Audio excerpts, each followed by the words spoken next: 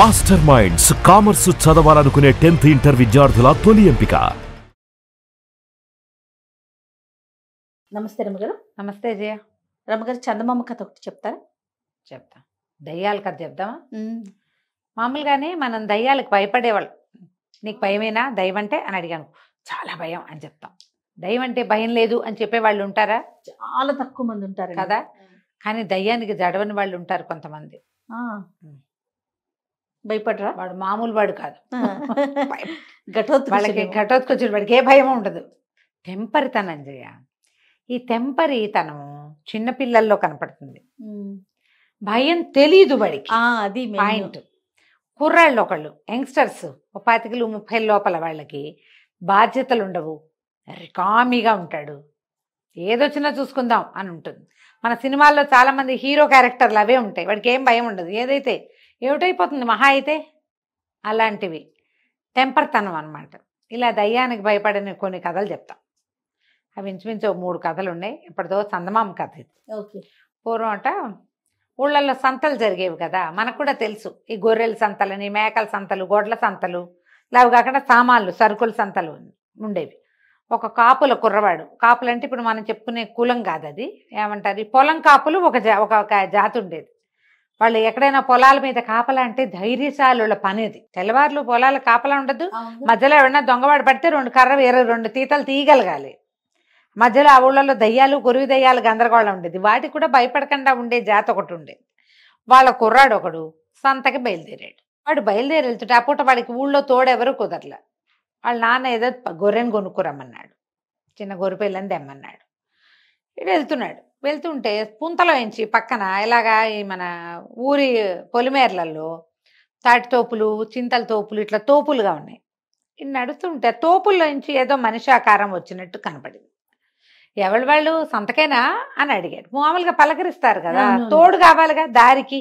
ఆ దారి తోడు కోసం వీడు అడిగేసరికల్లా ఆ లోపల నుంచి వస్తున్న ఆకారం, ఇక్కడికే దయ్యాన్ని లేనేను అంది. ఇంకోడైతే ఠారు మనిపోడు. వీడు లోపల దయ్యమా అనుకుని, నేను దయ్యాన్నేలే, దాదా ఇద్దరం కలిసి వెళ్దాం అన్నాడు. ఆ తోపులో నుంచి వస్తున్నటువంటి ఆ ఆకారము కొంచెం లీలా మాత్రంగా కొంచెం ఊగుతున్నట్టుంది. అది వీడితో కలిసింది, వచ్చింది. ఇద్దరు నడవడం మొదలుపెట్టారు. నువ్వెప్పుడు దయ్యాన్ని అయ్యావు అంటే, నిన్నగాక మొన్నేలే అని చెప్పాడు. నేను పాత దయ్యాన్ని అంది అదేమో. వీళ్ళిద్దరు నడుస్తుంటే, ఇద్దరం ఓ చోటుకే వెళ్తాం కదా, 4 కాళ్ళు ఎందుకు బృధా, నువ్వు కాసేపు నా మీద ఎక్కు, నేను కాసేపు నీ మీద ఎక్కుతాను అని మాట్లాడుకున్నారు. కుర్రాడు దయ్యాన్ని భుజాల మీద ఎక్కించుకున్నాడు. దయ్యం మీద బరువేముంటుంది, శరీరం లేదు, దానికి బరువు లేదు. కొంత దూరం నడిచాక ఇంకా దూరంగా ఉంది వాగు, నువ్వు దిగు, నేను ఎక్కుతానన్నాడు. సరే దయ్యాన్ని దింపాక కుర్రాడు దయ్యం భుజాల మీదకి ఎక్కాడు. దయ్యం ఆశ్చర్యపోయింది, ఇదేమిటి నువ్వు ఇంత బరువు ఉన్నావు, దయ్యాలు బరువు ఉండకూడదు, శరీరం ఉండదుగా అంది. అనేసరికల్లా కుర్రాడు అన్నాడు, మొన్నేగా దయ్యం అయ్యాను, ఇంకా నాకు అనుభవం లేదు, అందుకే నేను ఇంకా బరువుగా ఉన్నాను అన్నాడు. ఈ దయ్యం ఒక పిచ్చి మొహం అనమాట. సరేనని మోసుకుంటూ పోయింది. వాగు దాకా వెళ్ళాక వాగు దాటాలి కదా, ఇద్దరు ఒకళ్ళ మించి ఒకళ్ళు దిగిపోయారు. దిగి వాగు దాటడానికి దయ్యం నిశ్శబ్దంగా వాగులో వెళ్ళిపోతాను. కుర్రాడు నడుస్తుంటే, మనుషులు నడిస్తే మోత రాదు, నీళ్ళ మోత. వీడి చేతులు కాళ్ళు కదిలిస్తుంటే మోత అవుతుంది. దయ్యం ఉష్ ఉష్ అంటుంది. వీడు వింటల్లన్నమాట. వింటే మాత్రం వాడు శబ్దం చేయకుండా నడవలేదు కదా. ఇది బయట దాటాక దయ్యం కసురుకుంది. ఏంటది అంత శబ్దం చేస్తావు, మనం దాటుతుంటే మరమానవుడికి తెలియకూడదు తెలుసా, అంత మోత చేస్తున్నావు నువ్వు నడుస్తుంటే అంది. కుర్రాడు అన్నాడు, మరి నేను కొత్తగా దయ్యం అయ్యాను, నాకు ఎట్లా వస్తుంది చెప్పు, నాకు అనుభవం లేదు, ప్రాక్టీస్ లేదు అంతేనన్నాడు. ఇద్దరు కలిసి ఇంకా నడవటం మొదలుపెట్టే. సంత ఇంకా కూతవేటు దూరంలో ఉండేసరికి కుర్రాడు అడిగాడు, అది కాదు, ఇప్పుడు ఈ దయ్యాల నుంచి తప్పించుకోవాలన్నా, లేదా దయ్యాలకి ప్రాబ్లమ్స్ ఉన్నా ఎలాగా ఏమిటి అంటే, అలాగాదురా, మనం మనుషుల్ని పట్టాలి, మనుషుల మీదకి ఎక్కాలి, మనుషుల్ని ఆడించాలి, పీడించాలి, చాలా చేయాలి. కానీ మనిషి అన్నవాడి ఉమ్ము మన మీద పడకూడదు. పడితే మనం దొరికిపోతాం. అవి ఒక్కటే జరగకూడదు అంతేనని చెప్పింది దయ్యం. సరే బాగానే ఉందిగా, బాగానే ఉంది. ఒకళ్ళ మీద ఒకళ్ళకి ఎక్కారు. అంటారా? చెప్పింది. సరే ఏమైంది, కుర్రాడు దయ్యాన్ని మెళ్ళ మీద ఎక్కించుకుంటే ఎక్కించుకుని ఏం చేశాడు, దానికి ఇట్లా 2 కాళ్ళు ఉంటాయిగా, 2 కాళ్ళని ఇట్లా గట్టిగా పట్టుకున్నాడు. ముందుకు నడుస్తుంటే దయ్యానికి తెలిసింది సంతలో చాలామంది మనుషులున్నారు. అది ఏనాడు మనుషుల మధ్యలో తిరగల. ఫస్ట్ టైం దానికి తెలిసింది తను ఎవరి మీద ఉందో వాడు అక్షరాల మనిషి. ఎందుకంటే చుట్టూతా చాలా మంది కనిపిస్తున్నారు, వీడు దయ్యం అవ్వడానికి అవకాశం లేదు. దిగబోయేసరికి పట్టేసుకున్నాడు వీడు. అది ఎంత గింజుకుందో దిగి పారిపోదామని. వీడితో ఉండకూడదు, వీడు తెలివైన ఘటం, ఇంతసేపు నడిచాడు నాతోటి, ఎలాగైనా వీడి దగ్గర నుంచి పారిపోదాం అనుకుంది. అది ఏం ట్రై చేసినా వాడు వదిలిపెట్టలేదు దాన్ని. ఏం చేశాడు, మెడ మీద నుంచి ఒక కాలు పట్టుకుని దాన్ని వెనక్కి తిప్పి 2 కాళ్ళతోటి పట్టి దింపాడు. దింపంగానే అదేం చేసింది, అక్కడ బోల్డ్ గొర్రెలు ఉన్నాయి. ఆ గొర్రెలు ఉంటే గొర్రెలాగా మారిపోయి ఆ గొర్రెల్లో కలిసిపోతే వీడు నన్ను పట్టుకోలేడు, ఇంకా నేను వీడికి లేతే వీడు నాతో చాకరీ చేయించేస్తాడు, నా భుజాల మీదకి ఎక్కి కూర్చున్నాడు చాలాసేపు అని ఏం చేసినది, గబుక్కుని గొర్రెగా మారిపోయింది. మారిపోగానే కుర్రాడికి తెలుసు దాని మీద ఉమ్మేయాలి. టూ అని ఉమ్మేసాడు. ఉమ్మేయగానే ఈ గొర్రెగానే ఉండిపోయింది. అది ఇంత బలిసిన ముదురు గొర్రె. వాడు 50 ఏళ్ళ వాడు, చచ్చిపోయిన దయ్యం. ఉండిపోయింది గొర్రె. అది బాబా అంటుంది కానీ దానికి ఎటు వెళ్ళాలో తెలీదు, ఎందుకంటే దానికి దారి తెలీదు, దాని గుంపు ఏదో తెలీదు. మామూలుగా గొర్రెలకి దాని గుంపు, దాని అమ్మ నాన్న మావయ్య అవన్నీ తెలుస్తాయి, దీనికేం తెలుసు, ఇది పిచ్చి గొర్రె. ఇది నుంచుంది. కుర్రాడు ఏం చేస్తాడు, మెడ మీద బొచ్చుని గట్టిగా పట్టుకుని చక్కగా ఒక్క గొర్రె పిల్ల కొందామంటే బ్రహ్మాండమైన సలీసైన గొర్రె దొరికిందని దాన్ని ఈడ్చిపోయి అక్కడ కసాయి వీళ్ళు ఉంటారు కదా, వాళ్ళ దగ్గర శుభ్రంగా అమ్మేసి వాళ్ళ నాన్న 2 రూపాయలు ఇస్తే గొర్రె పిల్లకి వీడు 50 రూపాయలు జేబులో వేసుకుని అక్కడ ఉన్న ఒక చిన్న గొర్రె పిల్లని రూపాయికి బేరమాడి గొర్రె పిల్లని సంకనేసుకుని వెళ్ళిపోయాడు. భయం ఏది వాడికి, భయం లేదు, భక్తి లేదు. ఎప్పుడు కూడా భయపడితేనే ఇలాంటి ఆత్మలు మన నెత్తినెక్కుతాయి.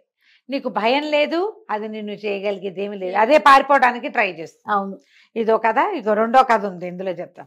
పూర్వం అంట ఒక మంచి బలశాలి ఆబోతు లాంటి వాడు ఒకడు ఉండేవాట ఒక ఊళ్ళో. దరిద్రుడు పాపం, వాడికి ఏమీ లేదు. వాడు ఏం చేసేవాడు, ఈ సంతలో సామాన్లు తీసుకుని వీధి వ్యాపారం చేసుకునేవాడు. హాకర్స్ అంటాం కదా మనం, వీధుల్లో తిరిగి అమ్ముకునేవాడు.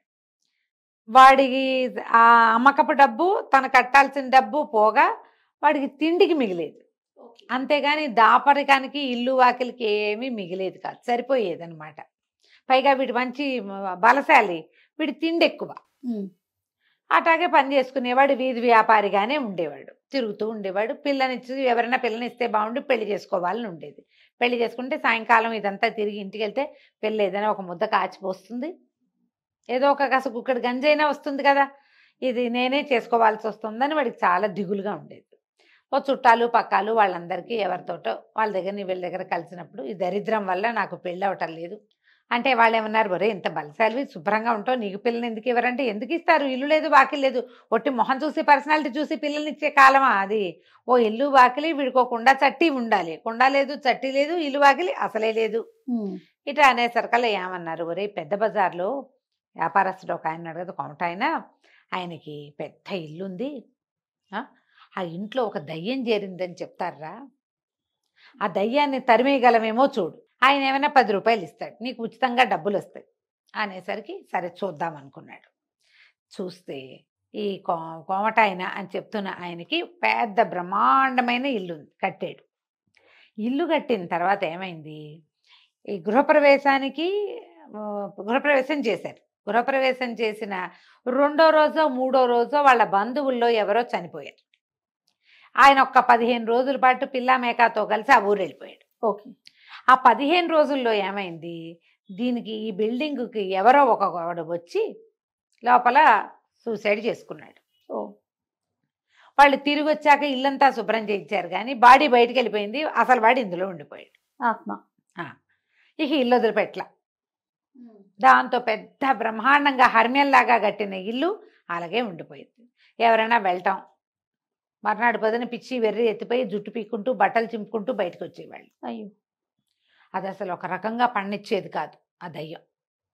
దాంతో ఆ ఇల్లు అలాగే పెట్టి ఆయన పాతకాలపు తమ పాత ఇంట్లోనే ఉంటున్నాడు. పిల్లలు వాళ్ళు గోల పెడతారు, ఇల్లు కొత్త ఇల్లు కట్టుకున్నాం అక్కడికి వెళ్ళలేకపోయామని. సరే వీడు ఏమనుకున్నాడు, ముందు అనుపాను అన్నీ కనుక్కుని తర్వాత కోమట ఆయన దగ్గరికి పోయాడు. ఆ శెట్టి గారి దగ్గరికి వెళ్ళి, ఏమంటే మీ ఇల్లు నేను ఖాళీ చేస్తాను, అంటే ఆయన అన్నాడు, బాబు ఆ పని చేసి పెట్టరా, ఊరి చివర కుటీరం ఒకటి ఉంది మాది, శుభ్రంగా ఉండొచ్చు, 100 రూపాయలు ఇస్తా, కావాలంటే నెల నెల నీకు కావాల్సిన సరుకులు మన కొట్లో నుంచే పట్టుకెళ్ళి ఫ్రీగా, ఆ ఇల్లు ఇస్తాను, 100 రూపాయలు ఇస్తాను, ప్రతి నెల నీకు సరుకులు నేనే ఇస్తాను, మా ఇంట్లో మనిషిగా ఉండు, ఇల్లు మాత్రం ఖాళీ చేయొచ్చు, నువ్వేం చేసినా సరే అనగానే సరేనా నేను వాళ్ళ రాత్రికి వెళ్తానండి అన్నాడు.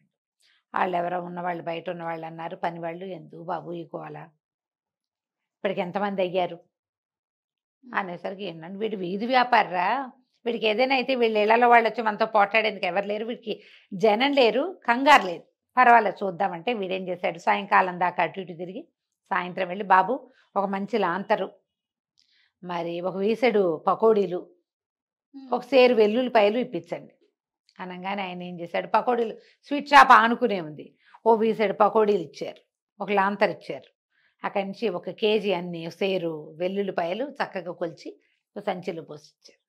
ఇవన్నీ మోసుకొని పోయాడు ఆ ఇంట్లోకి.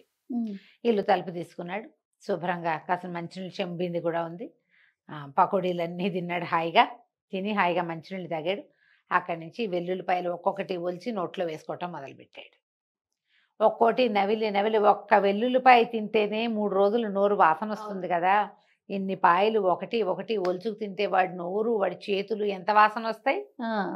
సరే కూర్చునున్నాడు, పకోడీలు అవి తింటే నిద్ర పట్టదు, పైగా ఇవి ఒలుస్తున్నాడు, వెల్లుల్లిపాయ ఒకటి నోట వేసుకుంటాడు, అది నమిలి ఆ ఘాటు ఇన్ని మంచినీళ్ళు తాగేసరికల్లా నిద్ర రాదు.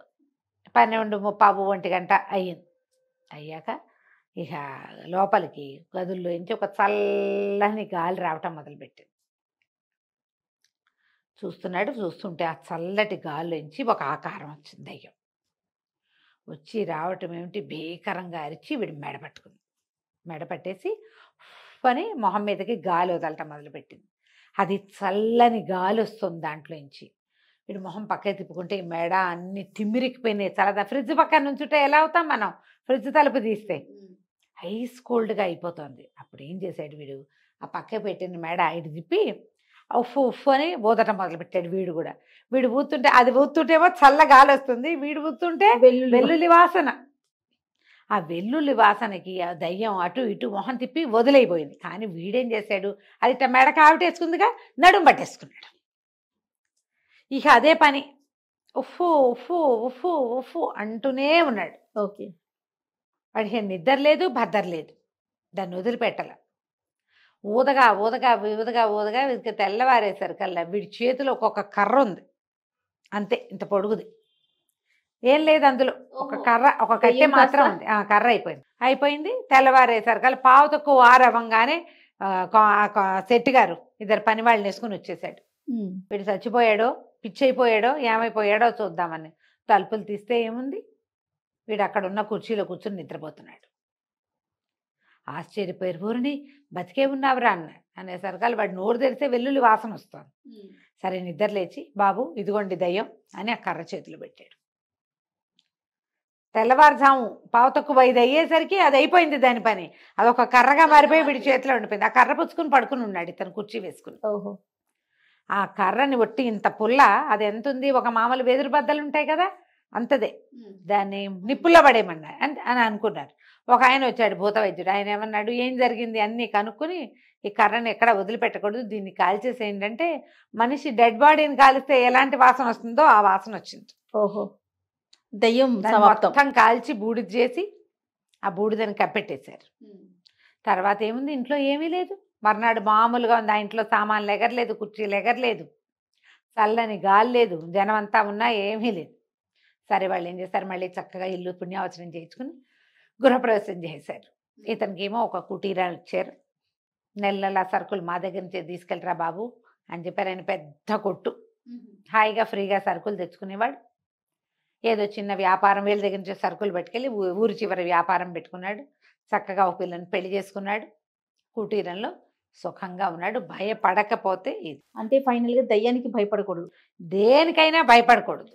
నువ్వు భయపడ్డావా అది నీ మీద ఎక్కేస్తుంది. అది ఏదైనా జయ, ప్రాణ భయం, మరణ భయం, అనారోగ్య భయం, ఒంటరితనపు భయం, ఈ దయ్యాల భయాలు ఏవైనా సరే, భయము అన్న ఫీలింగ్ లోపల వచ్చిందా నువ్వు కింద అవుతావు, అది నీ మీద ఉంటుంది. ఆ, దాన్ని కింద ఉంచాలంటే మనం భయపడకూడదు.